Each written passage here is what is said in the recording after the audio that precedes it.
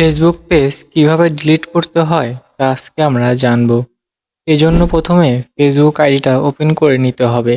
এরপর যে পেজটা ডিলিট করতে চান সে পেজের থ্রি ডট অপশনে ক্লিক করতে হবে। তারপর সেটিংস অপশনে ক্লিক করতে হবে।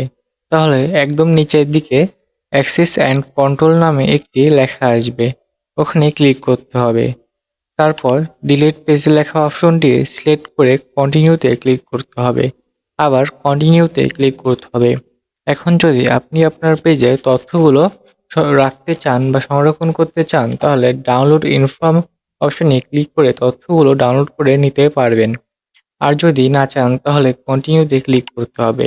এখন আপনি যে আইডি দিয়ে ফেসবুক পেজটা খুলেছেন সেই আইডির পাসওয়ার্ডটা দিতে হবে, তো আমি দিয়ে দিলাম। তারপর কন্টিনিউতে ক্লিক করতে হবে।